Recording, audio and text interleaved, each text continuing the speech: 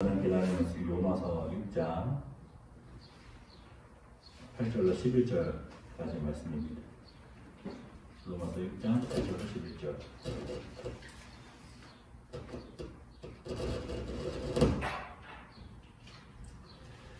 다 같이 한 목소리로 하도록 하겠습니다. 천천히 읽겠습니다. 시작. 우리가 알거니와 우리의 옛사람이 예수와 함께 십자가에 못 박힌 것을 제 몸이 주고 다시는 우리가 죄에게 종노릇하지 아니하려 함이니, 만일 우리가 그리스도와 함께 죽었으면 또한 그와 함께 살 줄을 믿노니, 이는 그리스도께서 죽은 자 가운데서 살아나셨으니 다시 죽지 아니하시고 사망의 자식 그를 주장하지 못할 줄을 알미로다. 그가 죽으심은 죄에 대하여 단번에 죽으심이요 그가 살아계심은 하나님께 대하여 살아계심이니, 이와 같이 너희도 너희 자신을 죄에 대하여는 죽은 자요 그리스도 예수 안에서 하나님께 대하여는 살아있는 자로 여길지어다. 아멘.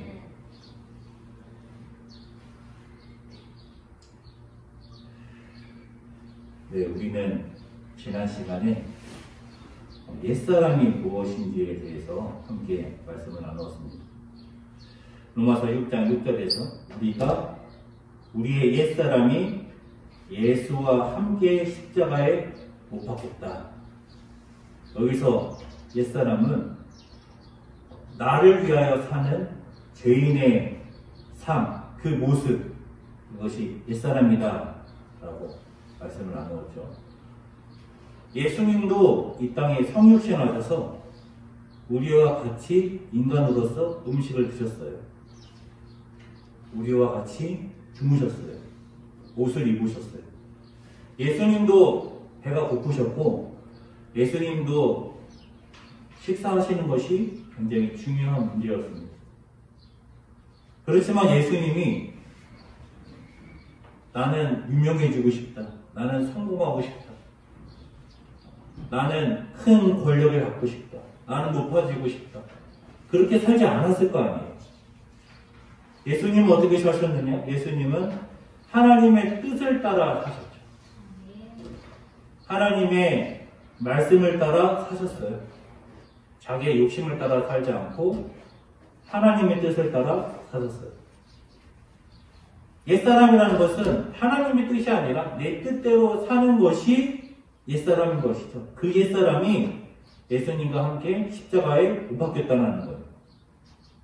우리가 만일에 아직도 하나님의 뜻이 아니라 내 뜻대로 살고 있다면 아직도 옛사람으로서 살고 있는 것이죠.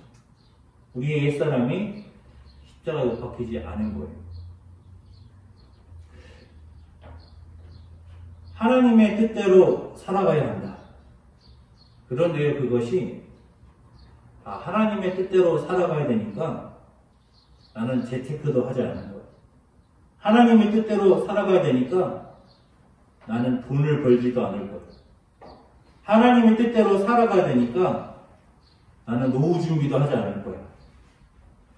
마치 그것이 죄인 것처럼, 그것이 옛사람인 것처럼 제가 설교를 해서 그렇게 생각하셨다면 그거는 잘못하신 거예요. 하나님께서요, 우리를 대신해서 재테크 해주지 않으세요. 하나님께서 우리를 위하여 노후 준비해주지 않으세요. 하나님께서 우리를 위하여 대신 돈 벌어주지 않으세요. 목사님, 저도 지금 아르바이트를 하고 있습니다. 목사님, 저도 돈을 벌고 있습니다. 어떤 목사님들은 그렇게 얘기해요. 왜 목사가 돈을 버냐? 목사는 기도하고 말씀 읽어야지.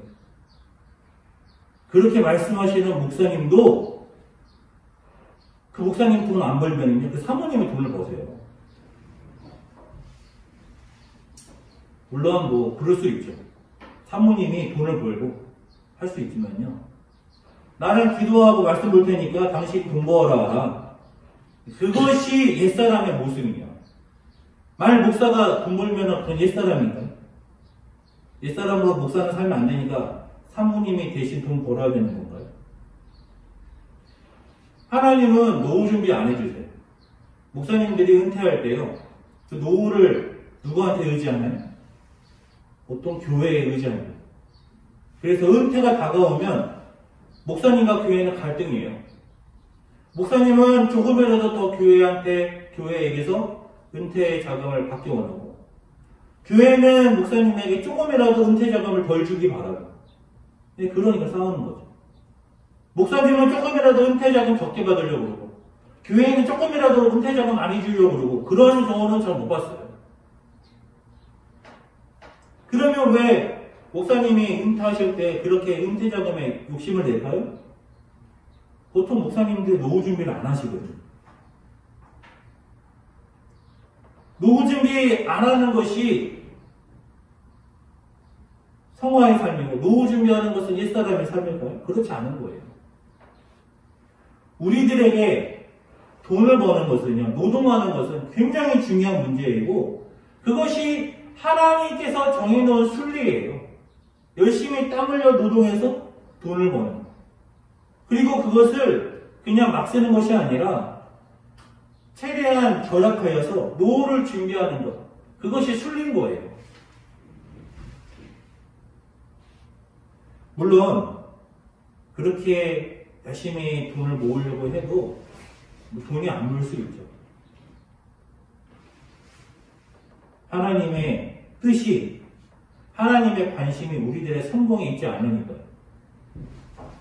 그리스도인들이 모두가 다 돈을 모으고 노후 준비할 수 있는 건 아니에요.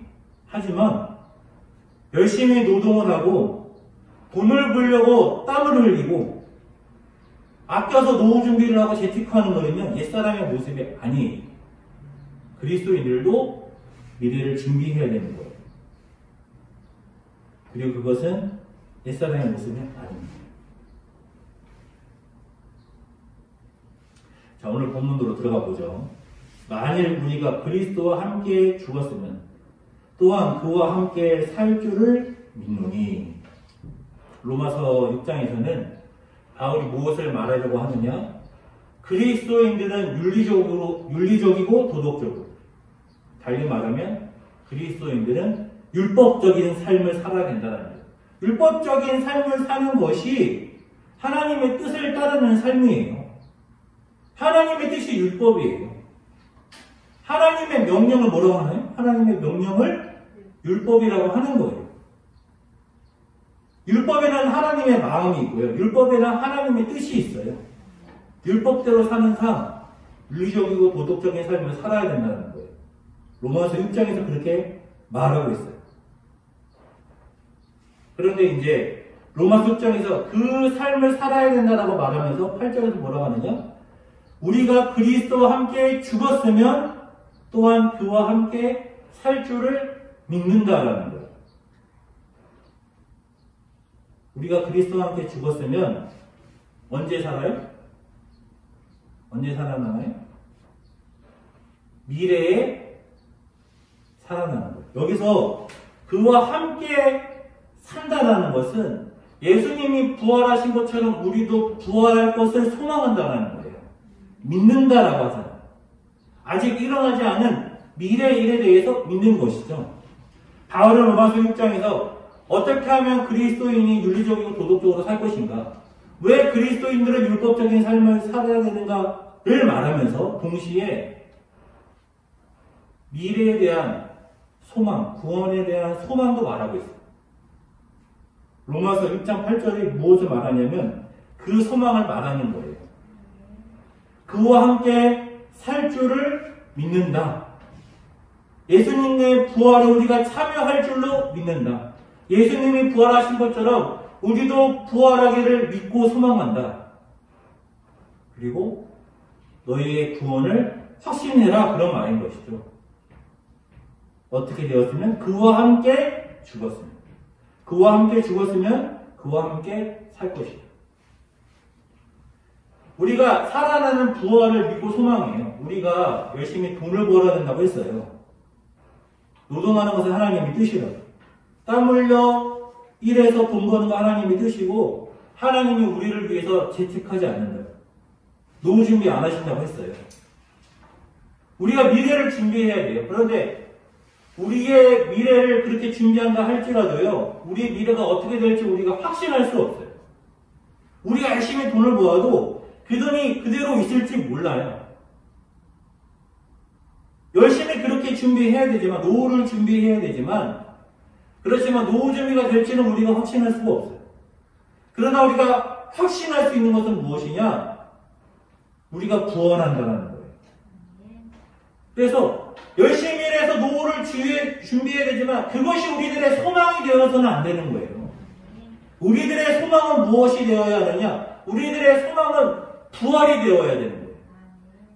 예수님의 부활에 참여하는 그날, 우리들의 구원이 완성되는 그날을 소망해야 되는 거예요. 그리고 그것은 우리가 확신할 수 있는 거예요. 그래서 저는 그리스도인들이 재테크에 관심을 갖는 건 죄가 아니라고 생각합니다. 그거 옛사람의 모습 아니에요. 재테크 해야겠죠. 노후 준비를 해야겠죠. 하지만 거기에요, 몰입하면 안 돼요. 거기에 우리들의 마음이, 우리들의 정신이, 우리들의 모든 관심이 다 함몰되면 안 돼요. 우리는 하나님을 위해 존재하고 하나님의 뜻대로 살아가야 되는 거예요. 그것이 주가 되어야 되는 것이죠. 우리들의 소망이 미래에 우리의 노후가 어떻게 될 것인가, 거기에 소망이 있는 것이 아니라 우리가 하나님의 뜻대로 살아서 나중에 주님의 부활에 참여해야지. 거기에 우리들의 소망이 있어야 하는 것이고, 그것은 우리가 말씀을 통하여 확신할 수 있는 거예요. 이 확신을 붙들어야죠. 이 확신을. 그런데 어떻게 하면 여기에 참여하느냐? 그리스도와 함께 죽는다. 그리스도와 함께 죽는다라는 것은 무슨 말일까요? 여기서 죽는다라는 것은 우리가 지금까지 사망을 무엇으로 알았습니까? 우리의 육신이 죽는 사망도 말하지만 사망은 하나님과의 단절을 말한다고 했었죠. 죄를 지어서 하나님과 단절되어서 사망이 우리 안에 들어왔어요. 즉 사망은 육체적 죽음을 말하면서도 하나님과의 단절을 말해요. 죄를 져서 사망이 들어왔고 하나님과 단절되었고 하나님과 단절되었기 때문에 사망하였기 때문에 또 죄를 짓는다고 했었죠. 그래서 이 죄라는 것은, 사망이라는 것은, 죽음이라는 것은 바울의 관점에서는 어떤 권세예요. 세력이에요. 영향력을 미쳐요. 그래서 우리가 죄가 왕노릇 한다. 사망의 권세, 이런 말들을 한단 말이에요. 예수님도 그 권세 아래 성육신하신 거예요. 예수님도 죄의 세상 아래에 오신 거예요. 사망의 권세 아래에 오신 거예요. 사망의 권세 아래에 오셨고 예수님도 죽으셨어요. 예수님도 죽으셨어요. 그렇죠. 모든 사람들이 죽는 죄의 권세 아래 예수님이 오셔서 예수님도 죽으셨어요. 그런데 사람이 죄의 권세 아래, 죄의 지배를 받아 사망의 권세 아래 죽는 것과 예수님의 죽으심은 다르죠. 예수님의 죽으심은 그 사망의 권세를 무너뜨리는 죽으심이고, 우리는 그 사망의 권세 아래에 있기 때문에 죽는 거란 말이에요. 예수님께서 사망의 권세를 이기심으로 그 권세가 무너져서 우리는 자유롭게 된 거예요. 예수님의 죽으심으로 우리가 그 사망의 권세로부터 해방된 거예요.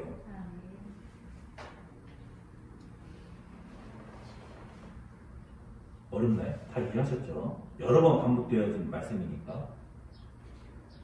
그래서 그리스도와 함께 죽는다는 것이 무엇이냐?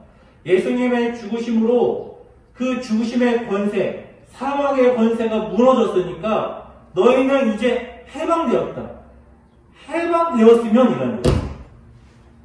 죄로부터, 사망의 권세로부터 너희가 해방되었으면 너희는 그와 함께 살 것이다. 9절 가면 더 자세히 알 수 있습니다. 이는 그리스도께서 죽은 자 가운데서 살아나셨음에 다시 죽지 아니하시고 사망이 다시 그를 주장하지 못할 줄을 알미로다. 예수님의 살아나심은요, 예수님의 부활은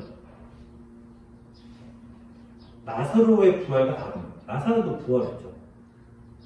나사로가 부활했다 할지라도요, 사망의 권세로부터 벗어난 게 아니에요. 부활한 나사로도 죽었을 거예요. 하지만 예수님의 죽으심이 나사로의 죽음과 무엇이 다르냐? 예수님의 부활하심이 나사로의 부활함과 뭐가 다르냐? 나사로의 죽음은 여전히 사망의 권세 아래 죽음이에요. 예수님의 죽으심은요, 사망의 권세를 이기시는 죽으심이에요. 그래서 예수님이 부활하셨을 때 어떻게 되느냐? 사망의 권세가 예수님을 침범하지 못하는 거예요. 그래서 부활한 예수님은 다시 죽지 않으시는 거예요. 부활한 나사로는 다시 죽었지만 부활한 예수님은 다시 죽지 않는 거예요. 예수님이 죄의 권세 아래, 사망의 권세 아래 성육신하셨다고 했었죠. 예수님이 오신 그곳은, 인간으로 오신 예수님이 사는 그곳은 죄의 권세, 사망의 권세 아래 오신 거예요. 근데 예수님이 부활하셨을 때 더 이상 예수님은 죄의 권세 아래, 사망의 권세 아래 있지 않으셨어요. 예수님의 죽으심으로 사망의 권세를 이기셨기 때문에.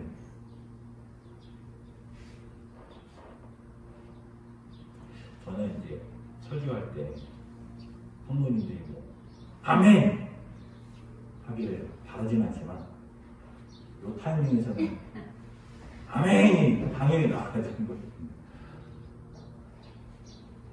다시 하진 않겠습니다. 그래서 예수님께서 죽은 자 가운데 살아나셨다는 것은 예수님도 죽으셨다는 것이죠. 예수님도 죽으셨는데 예수님께서 죽은 자 가운데 살아나실 때 그 살아나심은 죄의 권세, 사망의 권세 아래 있지 않은 부활하심. 그래서 다시 죽지 않으십니다. 예수님은 영원히 죽지 않으시는 거예요. 사망의 권세가 다시는 예수님을 주장하지 않는 거예요.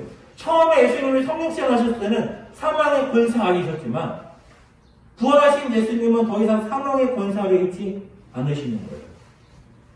그래서 10절에서 뭐라고 하냐면 예수님의 죽으심은 죄에 대하여 단번에 죽으심이다.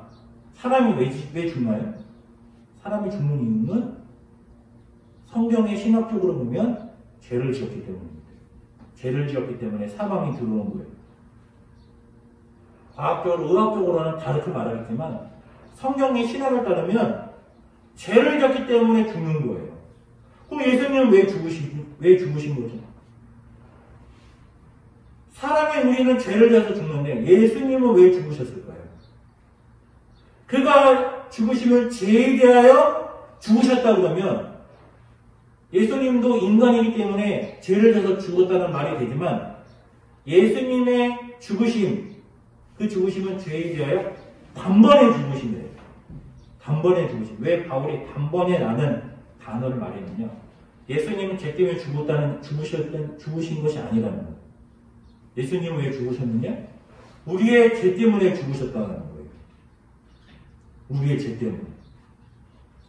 예수님 우리의 죄 때문에 죽으셨고요. 그래서 예수님은 죄에 대해 단번에 죽으신 거예요. 그리고 예수님의 부활하심은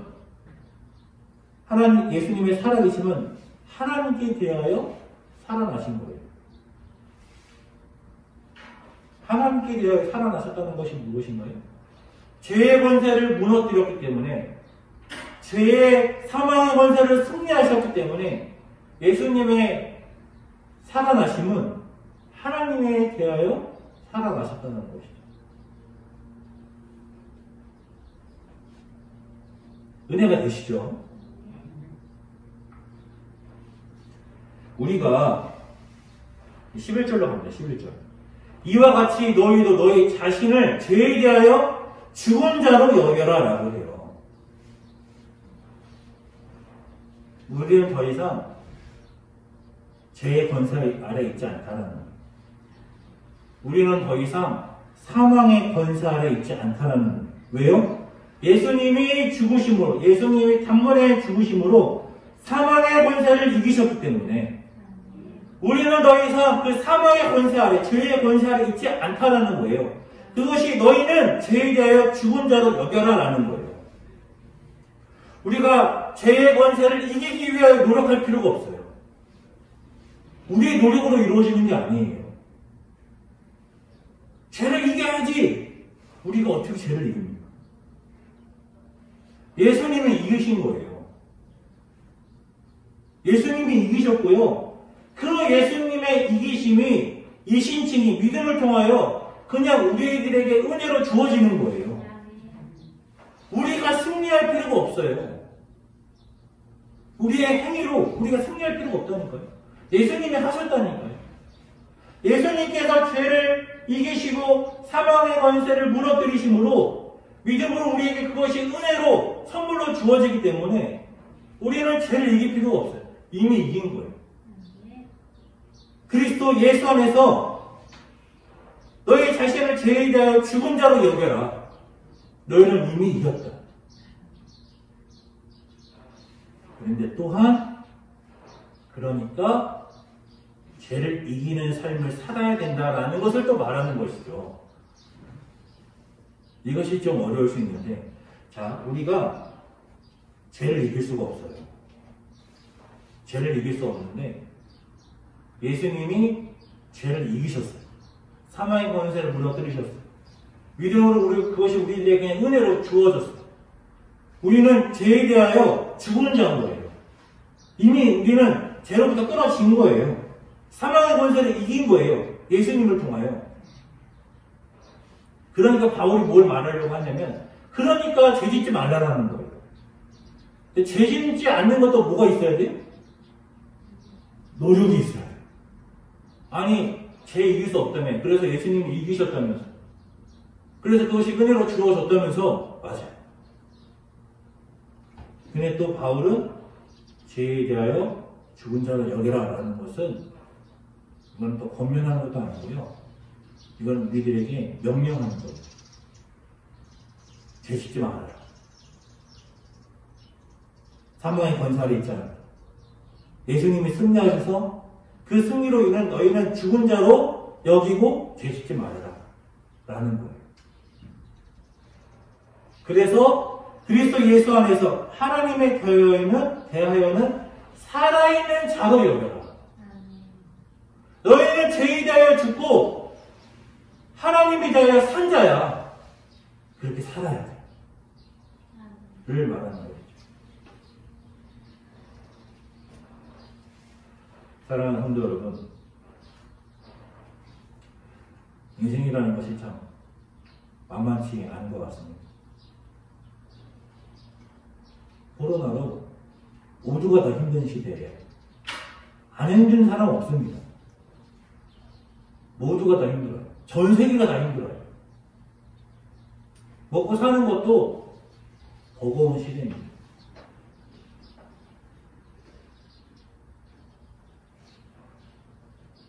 이 힘든 시기에 우리가 무엇을 소망해야 될까요? 이럴 때일수록 더욱 경제적으로 버텨야 되고 열심히 일해야 되고 그런 것도 있겠죠. 근데 우리가 무엇을 소망해야 될까요? 저는 이 말씀을 통하여 그냥 멸세 신앙으로 우리들의 삶을 놓자는 게 아니에요. 놓으면 안 돼요. 그것이 하나님의 뜻도 아니고요. 그것이 옛사람의 모습도 아니에요. 우리는 세상 사람들보다 더 열심히 살아야 돼요. 하지만 세상 사람들과 다른 것은 무엇입니까? 죄에 대하여 죽은 자로 사는 거예요. 세상 사람들은요, 열심히 돈 벌지만 거기에 함몰되어서 돈을 많이 벌 수 있다면 죄 짓는 것도 서슴찮아요. 그게 우리와 다른 점인 것이죠. 욕심에 지배를 당해서 이기적으로 산단 말이에요. 우리는 열심히 돈 벌어야 되고 재테크도 해야 되고 노후 준비도 해야 되지만 또 무엇을 해야 됩니까? 우리들이 이웃을 돌아봐야 되는 거예요. 우리들의 성도를 돌아봐야 되는 거예요. 힘든 사람이 없는, 나도 힘들지만 우리 이웃이 힘들진 않은지, 나도 돈이 없지만 우리 성도가 힘들진 않은지 돌아봐야 되는 거예요. 이게 성도의 모습인 거예요. 아유, 힘들어 죽겠는데, 아유, 죽겠다. 세상 사람은 그렇게 말한다 할지라도 그리스도인들은 이렇게 힘든데 김지사님은 잘 계시나? 강장로님은 잘 계시나? 돌아봐야 되는 거죠. 그게 성도의 모습입니다. 죄에 대하여 죽었다라는 것은, 옛사람이 십자가에 못 박혔다라는 것은 욕심대로 살면 안 된다는 거예요. 이 두 가지의 밸런스를 우리가 다 지켜야 돼요. 이 세상에서 최선을 다해야 되고, 또한 하나님의 뜻을 따라 이웃을 돌봐야 되고, 우리들의 소망은 노후에 있는 것이 아니라 하나님 나라에 있어야 하는 거예요. 죄에 대하여 죽은 자를 여겨라. 너희는 하나님이 자하여 산 자다. 그렇습니다. 우리는 살아있는 자입니다. 부활을 확신하며 구원을 소망하며 오늘 하루를 최선을 다하고 하나님의 뜻을 따라 이웃을 돌볼 수 있기를, 성도를 돌아볼 수 있기를 주님의 이름으로 축원합니다. 기도하겠습니다.